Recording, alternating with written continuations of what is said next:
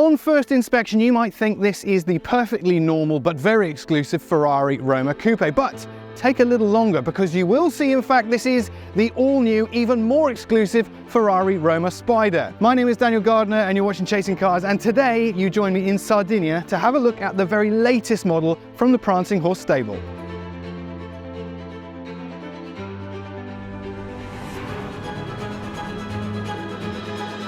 Chasing Cars, honest reviews of your next car. Brought to you by It is 30 degrees in South Sardinia today and it is as humid as a rainforest, which means I cannot wait to get in this car and enjoy that top-down motoring experience. But I'm going to wait a little bit longer because I want to show you some of the features of the Roma Spider that are not so easily appreciated once you're inside, including that engine. Ferrari is one of the few, if not the only, car manufacturer that actually styles its engines, and just look at that. 3.9 litres of twin turbocharged flat plane crank V8, crackle glazed inlet manifolds and plenum chambers, 456 kilowatts, 760 newton meters of torque. This thing is an absolute monster and I cannot wait to sample it. But before we try it out on the road, there's a couple other things I want to show you, because this of course is the convertible version of the Roma, and underneath that beautiful skin the chassis is dramatically different. It wasn't just modified for the purposes of a convertible, it was engineered from the ground up to be a convertible always. The roof folds in about 13.5 seconds, and you can do that at speeds up to 60 kilometers an hour. And when it is up, it has 5 layers of fabric, which means it's cool in the summer, warm in the winter, and also it has noise levels in that cabin which Ferrari says are comparable to a folding hardtop. Significantly, this is the first time Ferrari has done a fabric soft top on any car for about 20 years, but if you count the front engine Ferraris, it has been nearly half a century since it's done a fabric convertible like this. There's an interesting little wind deflector in there, which is cleverly engineered. I'll show you that when we're on the road. And at the tail end, there is that spoiler. Now that can function in 3 different positions according to the speed of the Roma Spider and creates various levels of stability depending on what kind of driving you want to do. The thing I particularly love about that spoiler is there's no button to control it when you want it. It will only do its thing when Ferrari thinks it's necessary. And this is Sardinia, that's a Ferrari. The weather is beautiful. I'm not waiting any longer to drive this car. Stop the talk, let's get going.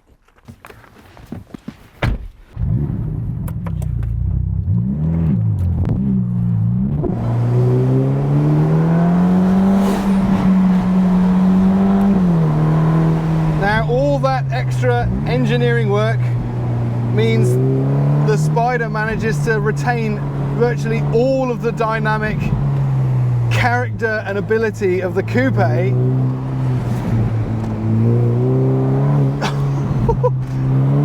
And yet it only weighs an extra 84 kilos, about the weight of an average adult passenger. And I'm sorry, but without a direct side-by-side comparison, I absolutely cannot tell the difference. Firsthand, that 456 kilowatts is an absolute monstrous power unit. Ferrari says this car will do 0 to 100 in 3.4 seconds, and with a long enough road, will do in excess of 320 kilometers per hour, and I'm having absolutely no trouble believing that. The turning is absolutely just psychotically sharp. The acceleration is relentlessly brutal, and this car gets the 6th generation of Ferrari side slip control, and I tell you what, in some of these twisting Sardinian roads, you really do need it. I've got my various drive modes on this Manettino dial here, and for these conditions, sport is absolutely sublime. Those carbon ceramic brakes, absolutely savage in the way they scrub speed. But this car only weighs a little more than the Roma Coupe, which means about 1,600 kilos curb weight. 1,550 something dry weight. Jesus Christ, this thing is fast.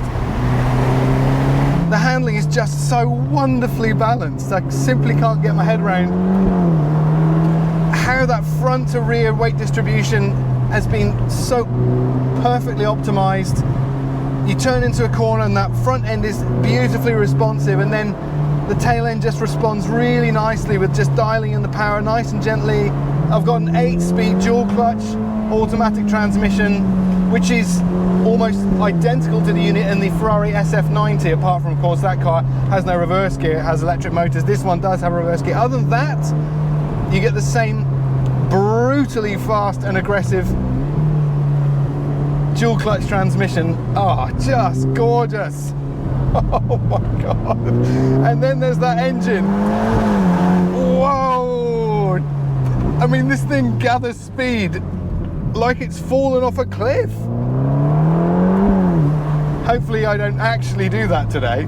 I've got my shift lights built into this beautifully slender and balanced steering wheel, so I don't have to take my eyes off the road for a second, which is not advisable in these twisting, beautiful mountain roads. Oh my God, this thing is just out of this world. Anyone who talks about the compromises and sacrifices of a convertible over a coupe really needs to drive the Ferrari Roma Spider. Just outrageous. Can you tell I'm having a nice time? And then there is the noise, perhaps my favorite part of this car. There's no augmented sound piped in through the stereo speakers. It is all real. And the best thing is Ferrari has engineered an electric bypass valve system in the tailpipes. There's no silencers in the tailpipes at all. And as you go faster, the exhaust note gets louder as well. It's absolute genius. Speaking of exhaust note,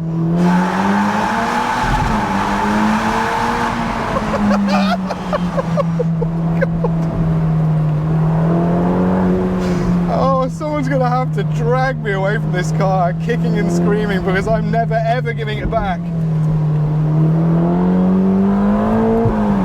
Oh God, it just gets under your skin and makes you want to push harder and faster, and every time you do, it doesn't get scary, it just gets better. Oh, Ferrari has absolutely pulled out something classically wonderful and viciously capable all at the same time. Now, if there's just a little bit too much wind noise for your liking, then there's a really clever feature down here. If I just go on that, and behind me you probably see that's just popped up the wind deflector. Now that makes a huge difference. It diverts air from the cabin space down behind the rear seats and makes the cabin a much more serene and pleasant place to be. It works brilliantly effectively. The only thing or disadvantage to that is you lose the rear seat space. Those two seats both have one ISOFIX child seat anchor each, so you can bring the kids along. Not that I'll be bringing them along on a day like today, because this is all about me. Just the way you can control this car on the throttle, it's just so intuitive and feels mechanical, doesn't feel like there's too much electronics taking over or stepping in.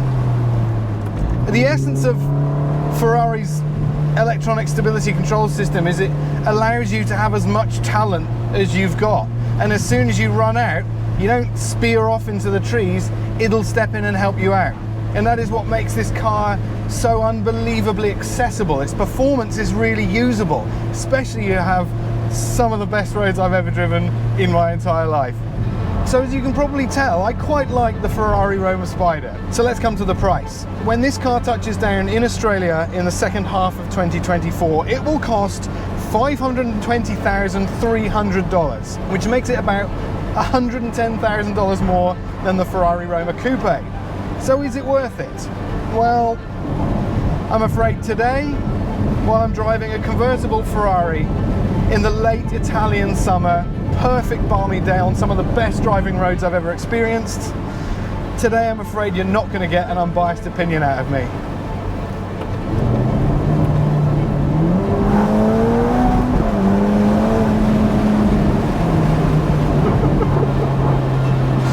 Thanks for watching.